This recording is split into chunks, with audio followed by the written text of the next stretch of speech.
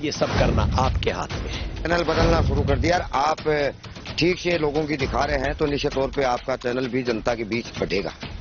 कि हमारे वाइट लेते हैं और वाइट वैसी की वैसी आगे आती है, दिखाते हैं। ये नकाब हुआ है और आपकी जो भूमिका है, आपके चैनल की जो भूमिका रही है, तो ठीक को ठीक दिखाया है कि हमारा मीडिया, सोशल मीडिया, हमारा मीडिया ये चैनल है, आप इन चैनलों को अपनाइए। सच्चाई के साथ है आपका मीडिया और हम इस बात का शुक्रिया अदा करते हैं कि आप लोग सच्चाई के साथ हमारा साथ दे रहे हैं। हालांकि आज इस झूठ की और फरेबी जो न्यूज चैनल्स हैं उनके मुकाबले में टिक पाना आसान नहीं है, लेकिन आपने सब कर दिखाया है। मुबारकबाद आपको।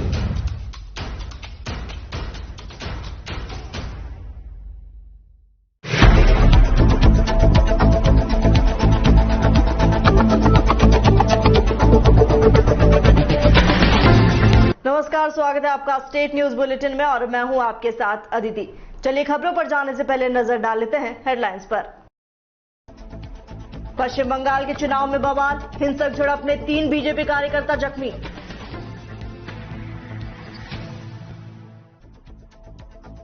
किसानों ने केएमपी पर किया प्रदर्शन, जाम कर रहे किसानों को पुलिस ने लिया हिरासत में।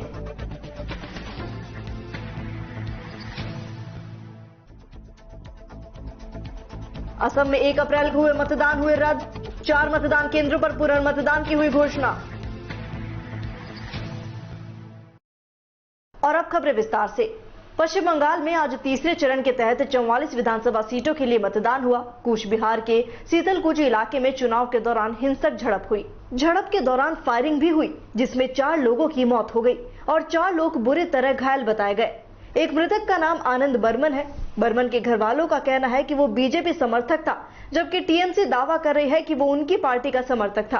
भाजपा नेता लॉकेट चटर्जी ने फोन पर चुनाव आयोग के लिए एक अधिकारी से बात करते हुए कहा, हुगली के पोलिंग बूथ नंबर 6 पर स्थानीय लोगों द्वारा उन पर हमला किया गया। उन्होंने आगे कहा कि पत्रकारों पर भी हमला हुआ। अतिरिक्त बल की मांग करते हुए उन्होंने कहा कि जिले के सीतलकुची इलाके में सुबह चुनाव के दौरान हिंसा में कई लोग बुरी तरह जख्मी हो गए।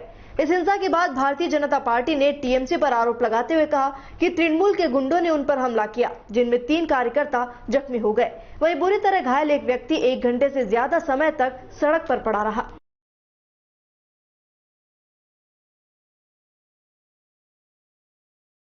हरियाणा के नूह में केएमपी एक्सप्रेसवे पर विरोध प्रदर्शन कर रहे किसानों को पहले पुलिस ने समझाने की कोशिश की, लेकिन किसानों के न मानने पर पुलिस ने उन्हें हिरासत में लिया और बसों में बैठाया।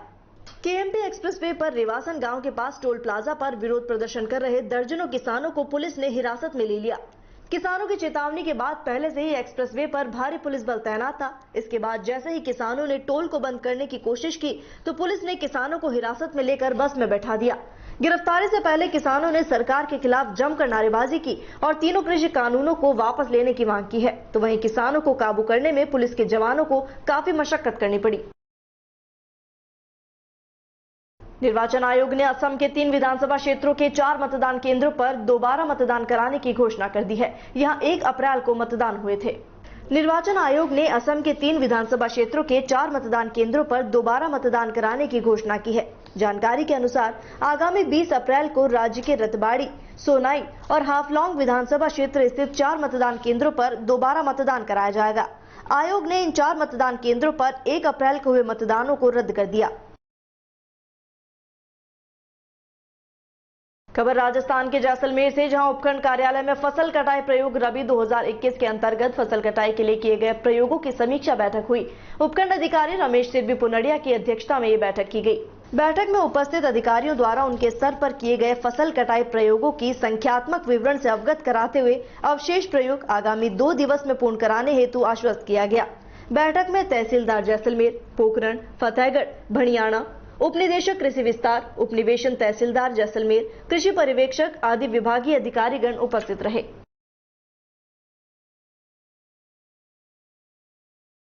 खबर जयपुर के पावटा से, जहां कस्बे के गणेश मंदिर से लेकर वार्ड नंबर 14 नाइयों के मोहल्ले से होने जाने वाली गली और सड़क पर गंदे जल भराव और कीचड़ से ग्रामीण बेहद परेशान हैं।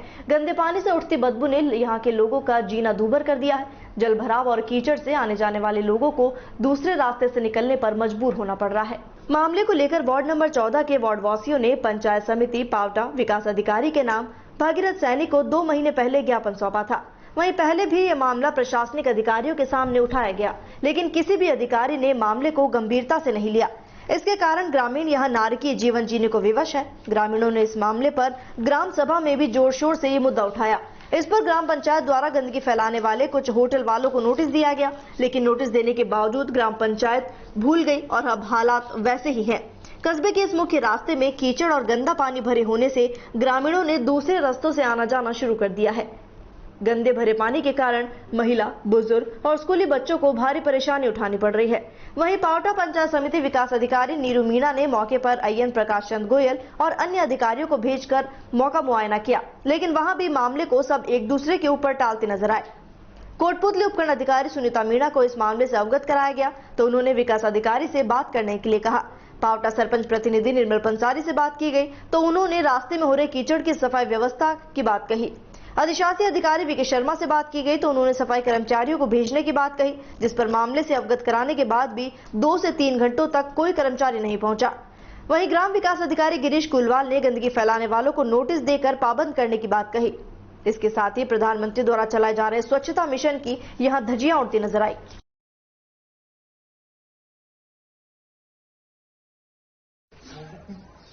हाँ सर, ये क्या मामला है?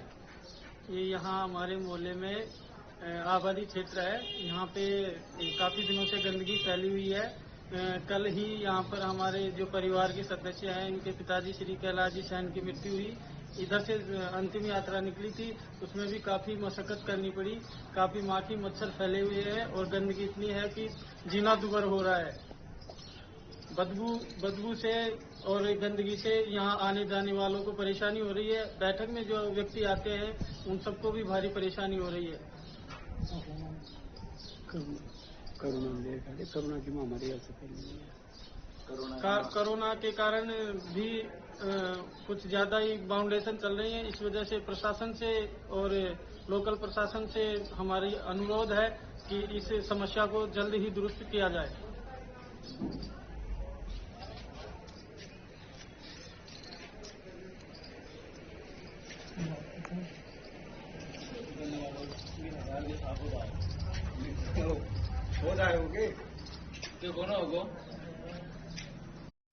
हाँ माता जी, आप क्या कहना चाहेंगे इसके बारे में?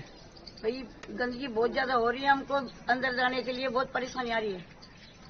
तो और बुजुर्गों की तो बहुत परेशानी, मैं तो रोज पानी साफ करती हूँ। तो कितने महीनों से चल रहा है ये गंदगी का? 4-5 साल से। 4-5 साल से प्रशासन आपकी नहीं सुन रहा है? ना, कोई नहीं सुन रहा है। कोई नहीं सुन रहा है? नहीं।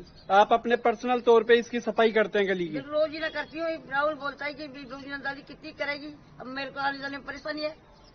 दूसरा में तो बहुत समस्या, बहुत तगड़ी आने जाने की, मकान में जाने की परेशानी मेरे को। जैसलमेर में शामलात की पुनर्स्थापना के लिए ग्रामीण समुदाय का क्षमतावर्धन कार्यक्रम आईटीसी मिशन सुनहरा कल में प्रशिक्षकों को प्रशिक्षण दिया गया। ये कार्यक्रम बंजर भूमि और चारागाह विकास समिति गठन और प्रशिक्षण करवाने के लिए किया गया। कार्यक्रम में बताया गया कि सरकार और लोगों की भागीदारी से चारागाह विकास के कार्य किए जा सकेंगे। सरकार द्वारा 1 गाँव 4 काम के अंतर्गत पहला काम चारागाह विकास का है।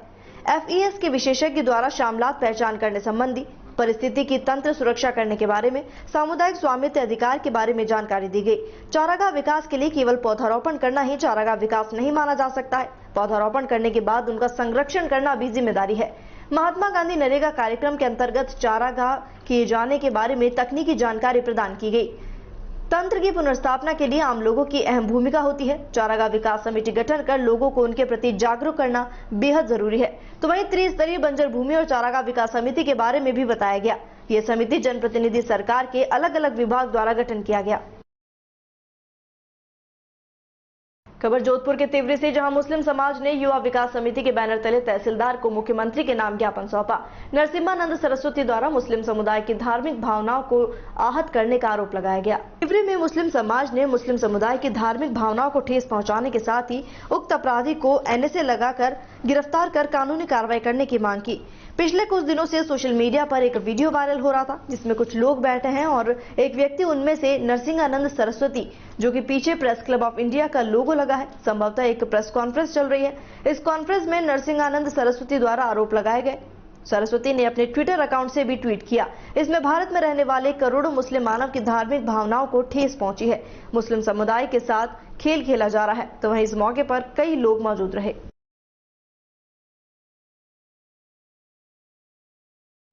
खबर कोलायत से, जहां बज्जू क्षेत्र के फुलासर गांव के पास 6 पीएचडी में बिजली की चिंगारी से खेत में खड़ी गेहूं की फसल में आग लग गई। ग्रामीणों ने आग पर काबू पाया। खेत में लगी आग को देखकर ग्रामीण भागकर आए और ट्रैक्टर से पानी डालकर आग पर काबू पाया गया। बनवारी लाल पुत्र शिवलाल बेनीवाल के खेत में खड़ी गेहूं की फसल में आग लग गई। खेत में लगी आग को देखकर ग्रामीण भागकर आए और ट्रैक्टर से हेरा निकालकर पानी देकर आग पर काबू पाया गया। खेत मालिक बनवारी लाल ने बताया कि खेत के ऊपर से गुजर रही घरेलू कनेक्शन लाइट की चिंगारी से तकरीबन 2 बीघा गेहूं फसल आग की भेंट चढ़ गई। सामाजिक कार्यकर्ता ओम प्रकाश परमार और स्थानीय लोगों ने प्रशासन से मुआवजे की मांग की है। और इसके साथ फिलहाल स्टेट न्यूज बुलेटिन में इतना ही। देश और दुनिया की तमाम खबरों के लिए बने रहिए डीपीके न्यूज के साथ। नमस्कार।